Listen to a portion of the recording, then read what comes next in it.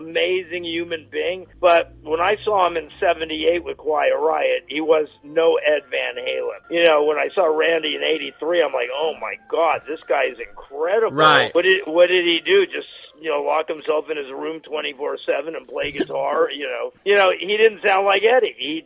No one sounded like Ed did. Right. Period. Eddie reinvented the guitar like Jimi Hendrix did. Sure. Now, what was the vibe like when Roth went solo, when you had Vi and you had Billy Sheehan and you had Greg Bissonette all together? Did you feel like Dave was going to take over the world with this new rock band? Well, Eat 'Em and Smile was an incredible record. Every single song on that, except I've never been a big Frank Sinatra fan, so to me that's life. When it comes to that song, I take it off. I don't like that. But yeah, every other side, Ladies' Night in Buffalo, Yankee Rose, Shy Boy, do the bump and grind's all fucking great. Why do you think Roth made such a left turn on Skyscraper? I don't know. That album didn't do much for me, to be honest with you, either. And the funny thing is, I remember Dave and Steve being in my studio one day, and I think Welcome to the Jungle came on. It was fairly new, starting to do pretty good. And I remember Steve was sort of like, hey, what's with this Guns N' Roses? And Dave was like, the production's not that good, and it's not that great. And, Welcome to the Jungle is one of the all-time classic rock and roll records of all time. Oh, sure. Sure. Yeah, absolutely. Absolutely. So, anyway, but I don't know. The album started getting worse and worse and worse. And it wasn't until Dave's solo record that I think he had Michael Hartman on guitar and John Five playing on the same one. I forgot what it was called, but that was actually a really Weekend with the Babysitter. DLR Band. Yeah. That was a really good album again. Right. But after Eat 'Em and Smile, they never quite, except for that DLR Band, never really reached the same thing. But no offense, I didn't like any of the Sammy albums with Van Halen either. I like Sammy albums with Sam, Three Lock Box, Rock Candy and all that, but I didn't like Sammy singing in Van Halen. That to me was not Van Halen. Now, did you have a relationship with Sammy prior to him joining Van Halen? I worked with him before. He probably wouldn't remember. And I shot him, I think, backstage once off stage in Las Vegas. I think Ed Loeffler was even there, but he probably wouldn't have remembered it. But when I had to do a lot of work with Chickenfoot, let's just say me and Sam got along really good because we had a couple things in common, which I don't want to mention on this interview. Sure. But let's just say we had a few common likes and dislikes for a whole bunch of things. He's a big car fanatic, and so am I. And, and there was, like I said, there were a few things that we both didn't like, and there were a whole bunch of things we did like. So Sam, when I see him, he's great. I love Sam. When you got back with Van Halen after Ed Loeffler died, what was the vibe like when you first saw Edward again? You know what? He was fine. I had to go up to the house. They were releasing an album in 93, 94, and they were doing a whole bunch of press. So one week, they had a Monday and Tuesday or a Tuesday and Wednesday set aside where they had writers coming in left and right. One writer was scheduled from, 10 to 11. The other guy was from 11:15 to 12:15. The next guy was, from, 12:45 to 2. And then the same thing the next week with photographers.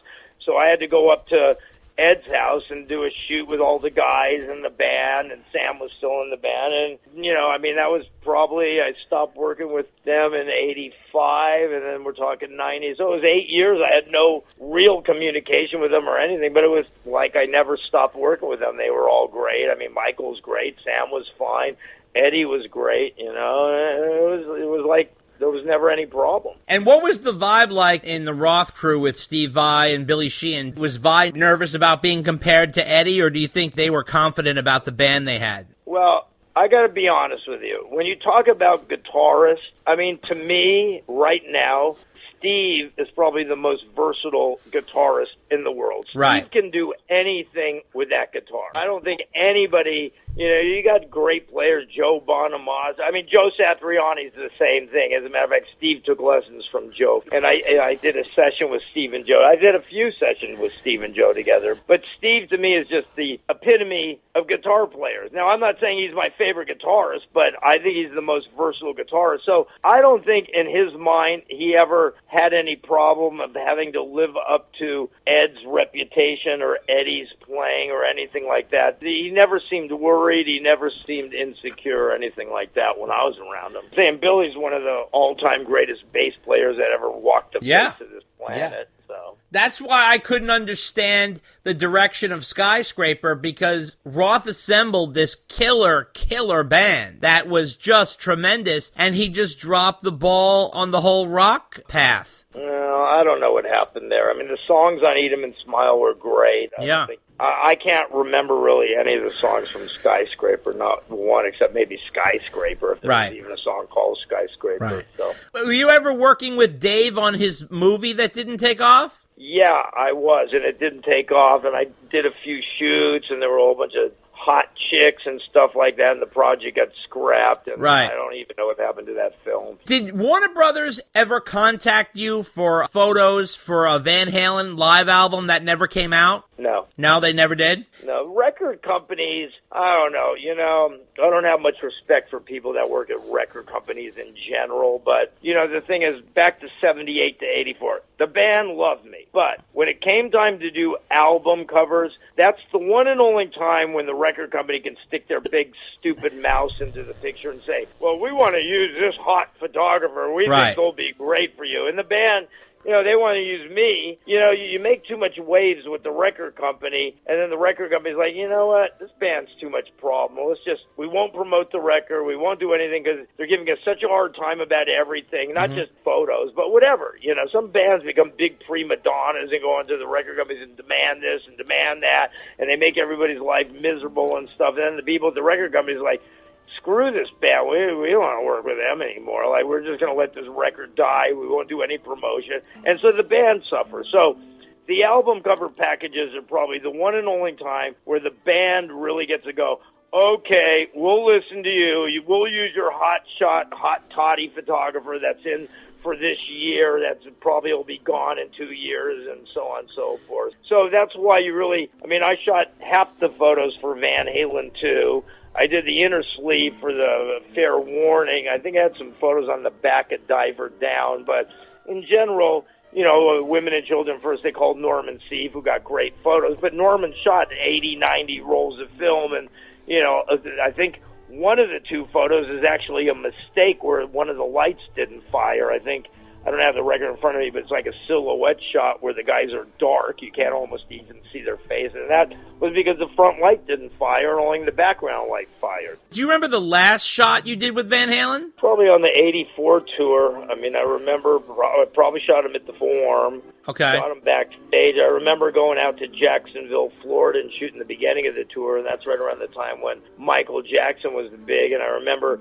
he was on this award show one night, and then the next day, like 6:30 in the morning, Dave wakes me up. He's like, hey, Zloz, I want to do some photos. Oh, okay, Dave, when do you want to do them? I want to do them right now. Come on down to my hotel room. Came down there, and he had his hair done just like Michael Jackson on this little sort of semi-ponytail thing. You could see, if the readers out there ever want to look at almost all the amazing Van Halen photos I've ever shot in my career, they can go to my photo agency, which is www.atlas, ATLASICONS, icons.com. You could go to the Van Halen in the 1978 gallery. There's probably 900 photos. In the 1979, there's probably 1,200 photos, literally. And then there's the David Lee Roth Band gallery. So almost every single great Van Halen photo and David Lee Roth Band photo I ever shot in my life is up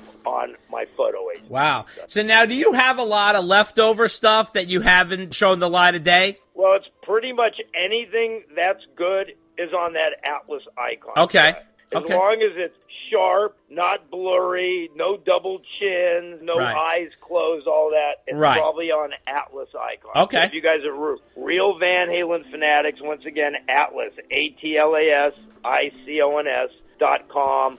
Look for the Van Halen collection, and everything's there. Even shots that aren't mine are up there. Other photographers that license their photos out. Is there any particular shot or any particular moment that you're most proud of with your work with Van Halen? I'm sort of proud of all of it. The US Festival raising of the flag of Iwo Jima, that was pretty interesting to pull off. You could see the first batch of photos we did of my Van Halen. I don't even know what it's called. What's my book called? Van Halen. Visual History, 1978. Thanks, Dave. Yeah, I forgot. So Van Halen Visual History, you can see the proof sheets of the first part of that shoot we did, where it's like on long side of the hill, and then, you know, we looked at it and said, no, this isn't really ripping off the original version. So then we found this other location that worked out perfect. And honestly, if someone looks at that and doesn't know it's Van Halen, they're going to think it's Raising the Flag of Iwo Jima. It's a perfect ripoff, if you ask me. That's amazing. Do you keep in contact with anybody from those days, like Pete Angelus or any of the guys? I keep in touch with Eddie Anderson. Okay. Who was, you know, Dave's security bodyguard, babysitter. Mm-hmm. I keep in touch with Michael Anthony. I keep in touch with Al. Mm-hmm. I haven't spoken to Dave since he got back in the band. Okay.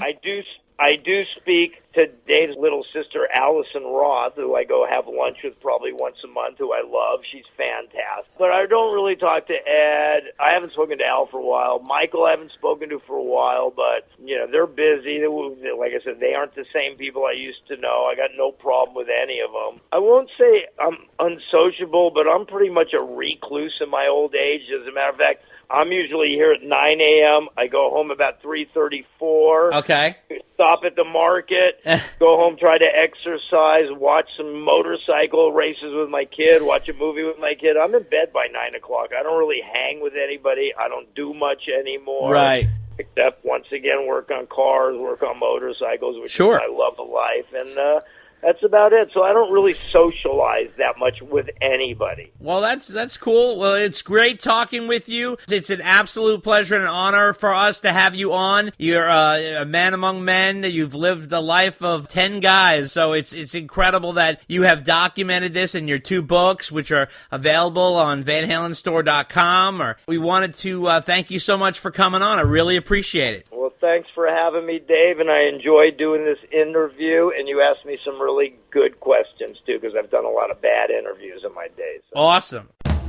Whoa! How about that for rock video music fans? Live all day, all night. You know what you need. Only right here on Dave TV. Check us out on Facebook at Dave and Dave Unchained, a Van Halen podcast, on Twitter at DD Unchained, on Instagram at DD Unchained Podcast, and you can email us at ddunchainedpodcast@gmail.com.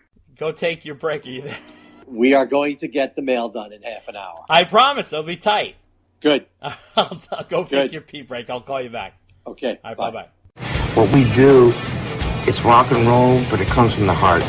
You know, it's really a soulful kind of thing. I mean, it's our lives. You know, we play music. It's all we do. It's like we'll be on the road for 10 months and come home and go, I need a break. After a week and a half, Al and I are calling each other going, come on, man, we got to play. It's the only thing we know how to do and the only thing we like to do. And I think that's really the root of it.